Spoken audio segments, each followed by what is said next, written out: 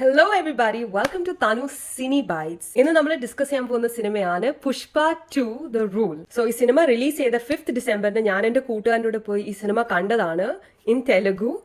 But സത്യം പറഞ്ഞാൽ 2 ആഴ്ച എടുത്ത് എനിക്ക് ഈ റിവ്യൂ ഇറക്കാൻ. ബിക്കോസ് എന്താണ് ഞാൻ കണ്ടതെന്ന് എനിക്ക് പറയാൻ പറ്റത്തില്ല, എനിക്ക് പറയാനുള്ള വാക്കുകളില്ല. അത്രം ഭീകരമായ സിനിമയാണ് പുഷ്പ 2. ബട്ട് എന്നാലും ഞാൻ ശ്രമിക്കാം. അപ്പോൾ ഞാൻ വിചാരിച്ചു ഇത് മലയാളത്തിൽ ഒരു റിവ്യൂ ഇറക്കി നോക്കാമെന്ന്.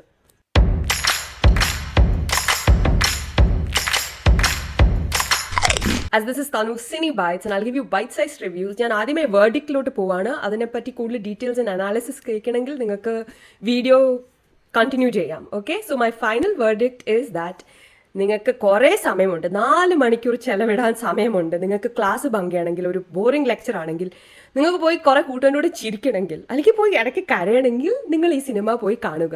പക്ഷെ നിങ്ങൾ ഒരു സിനിമാ സ്നേഹിയാണെങ്കിലോ, നിങ്ങൾ ഫാഫേന്റെ ഫാൻ ആണെങ്കിലോ, നിങ്ങൾ അല്ലു അർജുന്റെ ഫാൻ ആണെങ്കിൽ നിങ്ങൾ ഈ സിനിമ കണ്ടാൽ വളരെ ഡിസപ്പോയിന്റഡ് ആവും.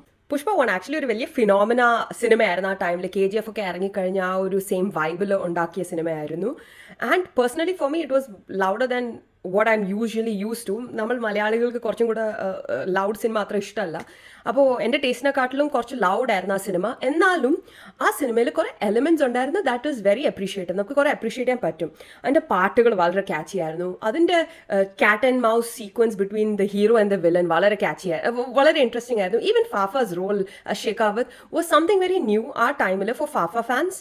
ഈ ഒരു എലമെൻറ്റും സെക്കൻഡ് മൂവിയിൽ കാണാൻ കിട്ടത്തില്ല നമുക്ക്. ഓക്കെ, ആൻഡ് എന്താണ് ഈ മൂവി ഉണ്ടാക്കിയെന്ന് എനിക്ക് റിയലി മനസ്സിലാവുന്നില്ല. കുറേ കാര്യങ്ങളും കുറേ ത്രെഡ്സ് ഇങ്ങനെ വീവ് ചെയ്തിരിക്കുവാണ്. ഈ ത്രെഡ്സ് ഇങ്ങനെ ഇങ്ങനെ ഇങ്ങനെ വീവ് ചെയ്ത് അവസാനം സ്വെറ്ററും ആയില്ല, സ്കാർഫും ആയില്ല, ഒന്നും ആയില്ല, ഒരു മെസ്സായി.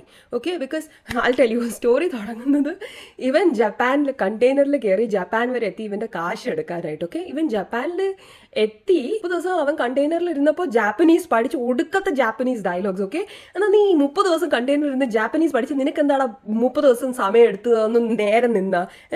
ഇതിനൊന്നും ഒരു ലോജിക് ഇല്ല. ഓക്കെ, ആൻഡ് നീ എന്തിനാ ജപ്പാൻ വരെ എത്തിയ? ആ സ്റ്റോറി ലൈനിൽ ഒരിടത്തും ഞാൻ ജപ്പാൻ കണ്ടില്ല. Okay, even as a story progresses, എന്നോട് കൂടുതൽ സ്റ്റോറിനെ വേണ്ടി ചോദിക്കില്ല, ബട്ട് ഞാൻ ജസ്റ്റ് പറയുക, as a story progresses even ചൈനയായിട്ടാണ് ട്രേഡ് ചെയ്യുന്നത്. ഇതിൻ്റെ ഇടയ്ക്ക് ജപ്പാൻ എവിടെ നിന്ന് വന്ന്? ഇതൊന്നും എനിക്ക് മനസ്സിലാവുന്നില്ല. ഇത് കൂടുതൽ നമ്മൾ ലോജിക്ക് നോക്കാൻ ട്രൈ ചെയ്യേണ്ട, അതിൻ്റെ അത്രയും എഫേർട്ടൊന്നും ഇടല്ല ഈ സിനിമയ്ക്ക്. പിന്നെ മൊത്തം സിനിമ അവൻ ഇങ്ങനെ എങ്ങനെ റൂൾ ചെയ്യുന്നത്, അവനൊരു ആഗ്രഹമുണ്ട് ഇപ്പം ചീഫ് മിനിസ്റ്റർ ഓഫ് ആന്ധ്രാപ്രദേശിനെ മാറ്റണം for personal reasons, whatever the reasons are. Okay, അവനപ്പോൾ ചീഫ് മിനിസ്റ്ററിനെ ഇങ്ങനെയാണ് മാറ്റുന്നത്. അതിലൊരു വലിയ എഫേർട്ടൊന്നും ഇല്ല. എല്ലായിടത്തും ഇങ്ങനെ കാശ് വീരുക, കാശ് കൊടുക്കുക, കാശ് ഇങ്ങനെ തട്ടിക്കൊടുക്കുക. അപ്പോൾ നമുക്ക് ചീഫ് മിനിസ്റ്റേഴ്സിനൊക്കെ ഇങ്ങനെ മാറ്റാമെന്നാണ് അവൻ കാണിക്കുന്നത്. ബട്ട് അഗൈൻ എൻ്റർടൈനിങ് ആയിരുന്നോ എന്ന് ചോദിച്ചാൽ ഞാൻ കുറേ ചിരിച്ചു. ഓക്കെ, ഞാൻ ലൈക്ക് അൺഎക്സ്പെക്റ്റഡ്ലി ഞാനും എൻ്റെ കൂട്ടുകാരും ഒടുക്കത്തെ ചിരിയായിരുന്നു. അങ്ങനെ എൻ്റർടൈനിങ് ആയിട്ട് പറയാം. ഓക്കെ, അടുത്തത് നമുക്ക് ഡിസ്കസ് ചെയ്യേണ്ടത് നമ്മുടെ ഫാഫേൻ്റെ ക്യാരക്ടറാണ്, ഷെഖാവത്ത്. ഫാഫ വളരെ സ്മാർട്ടായിട്ടാണ് ഈ സിനിമേൻ്റെ പ്രൊമോഷൻസിൽ നിന്ന് അങ്ങ് ഇറങ്ങി മാറിയത്. കാരണം പുള്ളിക്കാരന് മനസ്സിലായി, പുള്ളിക്കാരൻ ഇതിൻ്റെ പ്രൊമോഷൻസിന് ഇറങ്ങിയാൽ നമ്മൾ മലയാളി ഫാൻസ് പുള്ളിക്കാരനെ വെറുതെ വിടില്ല. അപ്പോൾ പുള്ളിക്കാരൻ വളരെ സ്മാർട്ടായിട്ടാണ് ഈ പ്രൊമോഷൻസിൽ നിന്നൊക്കെ മാറിയിരിക്കുന്നത്. Because Shekhawat as A character ആ ഫസ്റ്റ് മൂവിയിൽ കൊണ്ടുവന്ന ഗ്രാവിറ്റാസ് ഒക്കെ മൊത്തം പോയി, ഒന്നുമില്ല ഈ സിനിമയിൽ. ഓക്കെ, ആൻഡ് പുള്ളിക്കാരൻ്റെ ക്യാരക്ടർ വളരെ കോമിക്കലാക്കി, കാരിക്കേച്ചർ രീതിയിലാക്കി പോയി പുള്ളിക്കാരൻ്റെ ക്യാരക്ടർ. അത് പിന്നെ ഫാഫ ആയതുകൊണ്ട് ആ കാരിക്കേച്ചറിൽ നമുക്ക് കുറച്ച് സെൻസ് ഉണ്ടാക്കാൻ പറ്റും. പക്ഷെ ഇത്രയും ഇൻട്രസ്റ്റിംഗ് ആയിട്ടുള്ള ഒരു ക്യാരക്ടറിനെ വളരെ നിഷ്പക്ഷം, ഈ വാക്ക് കറക്റ്റാണെന്ന് എനിക്കറിയില്ല, വളരെ നിഷ്പക്ഷമായിട്ട് തള്ളി മാറ്റി. ഓക്കെ, ആസ് എ വില്ലൻ, ഒരു സീരിയസ് വില്ലനും അല്ലായിരുന്നു, ഇതിനകത്തൊരു ചാലഞ്ചും ഇല്ലായിരുന്നു. Okay, and in the end ഈ ക്യാരക്ടറിനെ അങ്ങനെ വളരെ ഈസിലി മാറ്റിക്കളഞ്ഞു, ഫിനീത്തോ ആക്കി കളഞ്ഞു. ഓക്കെ, അടുത്തത് നമുക്ക് പിടിക്കേണ്ടത് രശ്മികനെയാണ്. രശ്മിക ശ്രീവല്ലി പുള്ളിക്കാരി ഒരു നല്ല നടിയാണ്. അതുകൊണ്ട് അതിൽ കൊണ്ടുവരാൻ പറ്റുന്ന ക്യൂട്ട്നെസ് ഒക്കെ കഴിയുന്നത്ര പുള്ളിക്കാരി കൊണ്ടുവന്നിട്ടുണ്ട്. കളറൊക്കെ പുള്ളിക്കാരിൻ്റെ കുറേ മാറിയിട്ടുണ്ട് ഫ്രം ഫസ്റ്റ് മൂവി. ഓക്കെ, അതിപ്പോൾ കുറേ കാശ് ആയതുകൊണ്ട് നമുക്ക് കുറേ കൈൻഡ് ഓഫ് മെഡിസിൻസും ലേസറൊക്കെ ചെയ്ത് നമുക്ക് ഫെയർനെസ് ഒക്കെ കൂട്ടാൻ പറ്റും എന്ന് എനിക്കറിയാം. അപ്പോൾ നമുക്ക് ആ ഒരു രീതിയിൽ, ആ ഒരു ആംഗിളിൽ മേക്കപ്പിൻ്റെ ഇൻകൺസിസ്റ്റൻസിനെ നമുക്ക് ചിന്തിക്കാം. ബട്ട് ആസ് എ ക്യാരക്ടർ രശ്മികയുടെ കൂടുതൽ സിനിമാസ് ഞാൻ കണ്ടിട്ടില്ല. ഞാൻ last cinema of hers that I so, and actually that's the first cinema of Rashmika that I so, which is animal. അപ്പോൾ ആ ഒരു സിനിമയിൽ പുള്ളിക്കാരിയുടെ ഹസ്ബൻഡ് പുള്ളിക്കാരിക്ക് കൊടുക്കുന്ന ട്രോമ, ഓക്കെ, ആനിമൽ സിനിമയിൽ അതിൽ നിന്നും ഒരു നല്ല ബെറ്റർ ഹസ്ബൻഡിന് ഈ പുഷ്പ മൂവിയിൽ പുള്ളിക്കാരിക്ക് കിട്ടിയതിൽ എനിക്കൊരു സമാധാനമുണ്ട്. Then on a very idealistic way അവരുടെ ഒരു relationship, husband wife relationship is very idealistic and very cute. And maybe എനിക്ക് അതിലൊന്നും നെഗറ്റീവ് അങ്ങനെ പറയാനില്ല, because it's just showing to people who are 100% supporting each other, who is there for each other. Okay, അത് വളരെ കാണാൻ നല്ലതാണ്, very ക്യൂട്ടാണ്, which is very sweet also. Okay, നമ്മളിപ്പം ഈ സിനിമയിലെ മ്യൂസിക്കിൻ്റെ കാര്യം പറഞ്ഞാലും പുഷ്പ 1 മ്യൂസിക്സ് വളരെ ക്യാച്ചി ആയിരുന്നു.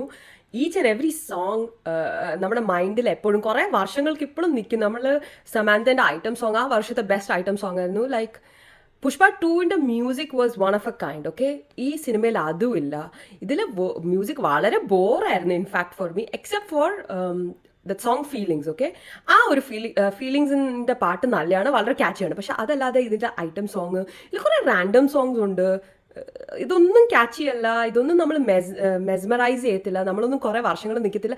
ഇൻഫാക്ട് 2 ആഴ്ച കഴിഞ്ഞ് എനിക്ക് അതിൻ്റെ ഒരു പാട്ടുകൾ ഓർമ്മയില്ല, except for the feeling song. Okay, അടുത്ത നമുക്ക് ഡിസ്കസ് ചെയ്യേണ്ട ആക്ഷൻസ് ആണ്, action sequences in Pushpa 2. Okay, സത്യം പറഞ്ഞാൽ ഇതിനെ ആക്ഷൻ എന്ന് പറയാൻ പറ്റത്തില്ല, it was more like fantasy. Okay, ഈ സിനിമയിലെ ആക്ഷൻസ്, സ്പെഷ്യലി ആ ക്ലൈമാക്സ് സീനിൽ പുഷ്പ ഇങ്ങനെ പാമ്പ് പോലെ കുറേ ആക്ഷൻസ് ഒക്കെ ചെയ്യുന്നുണ്ട്, ഈ കൈയും കാലും ഒക്കെ പൂട്ടിക്കെട്ടിയിട്ടുള്ള. ഓക്കെ, ഈ ആക്ഷൻ സീക്വൻസസ് ഒക്കെ ഒരു ഹാരി പോട്ടർ ഫിലിമിൽ ഉണ്ടായിരുന്നെങ്കിൽ it would have made more sense to me, it would have been more realistic in a Harry Potter movie than in Pushpa. Okay, because ആ കയ്യും കാലും ഒക്കെ പൂട്ടിക്കെട്ടിയിട്ട് പുള്ളിക്കാരൻ ഇങ്ങനെ പാമ്പിനെ പോലെ ഇഴഞ്ഞ് പൊങ്ങിയൊക്കെ ഇടിക്കുന്നതിനൊക്കെ നമ്മുടെ കോർ സ്ട്രെങ്ത് ഇല്ലേ, കോർ സ്ട്രെങ്ത് 6 പാക്സ് അല്ല, പുഷ്പയ്ക്ക് 8 പാക്സ് അല്ല 13 പാക്സ് എന്തെങ്കിലും വേണം, അത്രയും കോർ സ്ട്രെങ്ത് വേണം ഇങ്ങനത്തെ ആക്ഷൻസ് ഒക്കെ ചെയ്യാനായിട്ട്. സോ ഞാൻ ഈ ഒരു സീക്വൻസിനെ വെറും ആക്ഷൻ എന്ന് പറഞ്ഞ് ചെറുതാക്കുന്നില്ല. ഈ സീക്വൻസിനൊന്നും ഈ ചെറിയ കാറ്റഗറി, ആക്ഷൻ എന്നുള്ള കാറ്റഗറിയിൽ നമ്മൾ ഇടാൻ പാടില്ല. ഇത് അതിലും അപ്പുറമുള്ള ഫാൻറ്റസി ലെവലിലെ കാറ്റഗറിയാണ്. ഓക്കെ, അപ്പോൾ അതിലൂടെ ആക്ഷൻസ് എന്തുവാണെന്ന് മനസ്സിലായല്ലോ ഈ സിനിമേൻ്റെ. So being one of the most expensive movies of this year, Pushpa 2 actually director Sukumar ഇല്ലേ, പുഷ്പ 2 ത്രെഡ് എവിടെയോ കളഞ്ഞുപോയി. മേ ബി ഇറ്റ്സ് ബിക്കോസ് പുള്ളിക്കാരൻ ഇത്രയും വർഷം എടുത്ത് ഈ സിനിമ ഉണ്ടാക്കാൻ, ദാറ്റ് എവിടെയോ ഇതിൻ്റെ ത്രെഡ് പോയി, ഇതിൻ്റെ കോണ്ടെക്സ്റ്റ് പോയി. ആ പുള്ളിക്കാരൻ ഈ സിനിമ എന്തിനാ ഉണ്ടാക്കിയ, ഫസ്റ്റ് മൂവി ഉണ്ടാക്കിയ അതിൻ്റെ എസെൻസ് പോയി. ഞാനിത് 2 ആഴ്ച മുമ്പ് കണ്ട സിനിമയാണ്. ഞാൻ എൻ്റെ കൂട്ടുകാരൻ്റെ കൂടെ പോയാണ് ഈ സിനിമ കണ്ടത്. ഞങ്ങൾ ആരും തെലുഗു സ്പീക്കിംഗ് ആൾക്കാരല്ല, ഞങ്ങൾ പോയി സിനിമ തെലുഗുവിൽ കണ്ട് ഞങ്ങൾ ആ തെലുഗു ഓഡിയൻസിൻ്റെ എക്സ്പീരിയൻസ് കോളാക്കി. കാരണം ഞങ്ങൾ അത്രയ്ക്കും ചിരിച്ച് അവിടെ വാദമാക്കി. പിന്നെ ഇത്രയും പാട്ടുകളുള്ള കാരണം നിങ്ങൾക്ക് ഇഷ്ടമുള്ള അത്രയും ബാത്റൂം ബ്രേക്സ് എടുക്കാം, പോപ്കോൺ ബ്രേക്സ് എടുക്കാൻ പോയി, വേണമെങ്കിൽ ബുഫേ കഴിച്ചിട്ട് തിരിച്ചു വരും, എന്നാലും സിനിമ തീരത്തില്ല. ഓക്കെ, അങ്ങനെ പോയൊരു എക്സ്പീരിയൻസിനെ കൊള്ളായിരുന്നു. പിന്നെ ഈ സിനിമ OTT പ്ലാറ്റ്ഫോമിൽ ഇറങ്ങുമ്പോൾ നിങ്ങൾക്ക് കാണാം. ബിക്കോസ് റിയലി ഞാൻ വളരെ സീരിയസ് ആയിട്ടാണ് ഇത് പറയുന്നത്. ഇത് OTT പ്ലാറ്റ്ഫോമിൽ വരുമ്പോൾ നിങ്ങളത് സിനിമ സ്വിച്ച് ഓൺ ചെയ്യുക, എന്നിട്ട് നിങ്ങൾ വീടൊക്കെ വൃത്തിയാക്കുക, എന്നിട്ട് ഇടയ്ക്ക് പോയി ഭക്ഷണമൊക്കെ ഉണ്ടാക്കുക, എന്നാലും നിങ്ങൾ കൂടുതലൊന്നും മിസ് ചെയ്യത്തില്ല. നിങ്ങൾ ആ ട്രാക്കിൽ തന്നെ ആ സിനിമ പോവുക, അപ്പോൾ നിങ്ങൾ മിസ് ചെയ്യുന്നില്ല ഒന്നും. ഓക്കെ, നിങ്ങൾക്ക് അങ്ങനെ ഇരുന്ന് കാണാം. അല്ലെങ്കിൽ നിങ്ങൾ പഠിച്ചുകൊണ്ടിരിക്കും, ബോർ അടിക്കുമ്പോൾ ഇങ്ങനെ ബാക്ക്ഗ്രൗണ്ട് എന്തെങ്കിലും നോയ്സ് ആയിട്ട് വേണമെങ്കിൽ ഈ സിനിമ OTT പ്ലാറ്റ്ഫോമിൽ വരുമ്പോൾ ഡെഫിനറ്റ്ലി അപ്പോൾ നിങ്ങൾ സ്വിച്ച് ഓൺ ചെയ്ത് കാണുക. ആൻഡ് അത് മാത്രമല്ല, ദാറ്റ്സ് ഇറ്റ്. നിങ്ങൾക്ക് എൻ്റെ റിവ്യൂ മലയാളത്തിൽ ഇഷ്ടപ്പെട്ടെങ്കിൽ എന്നെ അറിയിക്കുക. നിങ്ങൾ ഈ സിനിമ കണ്ടിരുന്നെങ്കിൽ നിങ്ങൾ കണ്ടിട്ട് എന്ത് തോന്നി എന്ന് എന്നെ അറിയിക്കുക. നിങ്ങൾക്ക് ഇഷ്ടപ്പെട്ട് കാണും, ചിലപ്പം ഇതെൻ്റെ ഒപ്പീനിയൻ ആണ്, ബട്ട് എനിക്ക് തോന്നുന്നു നമ്മൾ മലയാളികളുടെ ഒപ്പീനിയൻസ് വളരെ സിമിലർ ആയിരിക്കുമെന്ന്. But just let me no what you thought about it in the comments below. And കൂടുതൽ റിവ്യൂസ് എൻ്റേത് മലയാളത്തിൽ കാണാൻ നിങ്ങൾക്ക് താല്പര്യമുണ്ടെങ്കിൽ അതും കൂടി എന്നെ അറിയിക്കുക. Till then, take care and ciao ciao.